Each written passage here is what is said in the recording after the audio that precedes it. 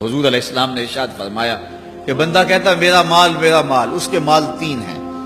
ایک مال وہ جو اس نے کھایا اور ضائع کر دیا، دوسرا اس کا مال وہ ہے جو اس نے پہنا اور پرانا کر دیا، اور تیسرا اس کا مال وہ ہے جو اس نے آگے بھیج دیا۔ فرمایا باقی اس کے وارثوں کا ہے، اس کا نہیں ہے۔ اس لیے ہم راہ خدا میں خرچ کرنے کا مزاج بنائیں، اس سے مال گھٹتا نہیں ہے، اس سے مال بڑھتا ہے۔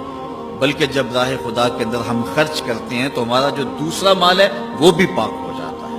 اللہ کے محبوب کا ایک فرمان سنیے جس کو حضرت حسن بصری رضی اللہ تعالیٰ عنہ بیان کرتے ہیں۔ فرمایا کہ اپنے مال کو، اپنے اموال کو زکوٰۃ سے پاک کرو اور اپنے مریضوں کا علاج صدقے سے کرو، اور جب مصیبتیں اور بلائیں تمہارا رخ کریں تو پھر دعا سے اور اللہ کے حضور زاری سے اللہ کی مدد چاہو۔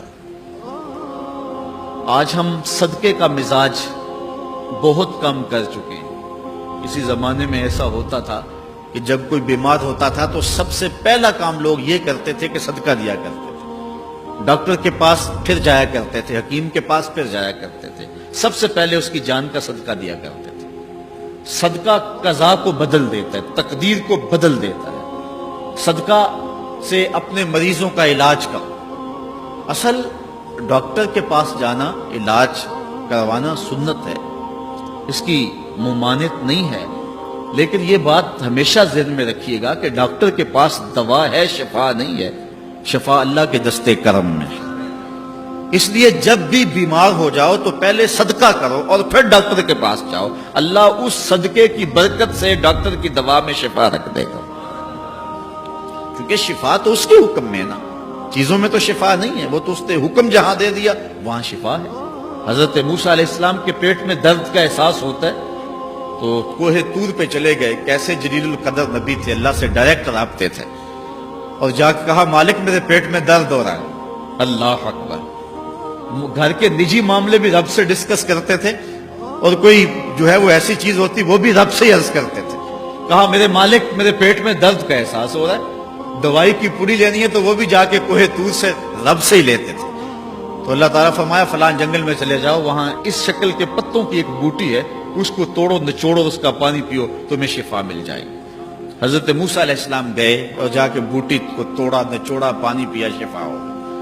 کچھ عرصہ بیتا، دوبارہ اسی طرح کا درد جاگا۔ اب نسخہ تو ذہن میں تھا، کوہ طور پہ نہ گئے، اس جنگل میں چلے گئے اور جا کے بوٹی کو توڑا، اس کے پتے نچوڑے، پانی نکالا، پیا، لیکن درد اور زیادہ بڑھ جاتا۔ پھر دوبارہ آئے کوہ طور پہ، کہا مالک میں نے اسی درد پہ دوبارہ وہی بوٹی کا پانی پیا ہے لیکن درد بڑھ گیا ہے۔ کہا موسیٰ اب جو آئے ہو کوہ طور پہ پہلے ہی آ جاتے۔ تو عرض کی مالک بوٹی بھی وہی اور درد بھی وہی۔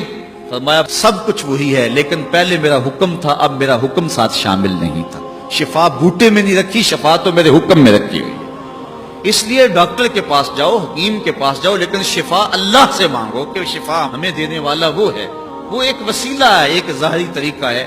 تو حضور علیہ الصلوۃ والسلام اللہ اکبر کیا خوبصورت ارشاد فرما رہے ہیں، حسنوا اموالکم بالزکوٰۃ، اپنے اموال کو زکوٰۃ سے پاک کرو، وداووا مرضاکم بالصدقہ، اور اپنے مریضوں کا علاج صدقے سے کرو، واستقبلوا امواج البلاء بالدعاء والتضرع، جب مصیبتوں اور اذیتوں کے طوفان تمہاری طرف منہ کھولے ہوئے آئیں تو اس وقت اللہ سے آہوزاری کرو، اللہ کے حضور دعا کرو، التجا کرو اور اللہ سے مدد مانگو۔ وہ بلاؤں کے رخ کو موڑ دے گا، وہ مصیبتوں کے رخ کو پلٹ دے گا تمہاری جانب۔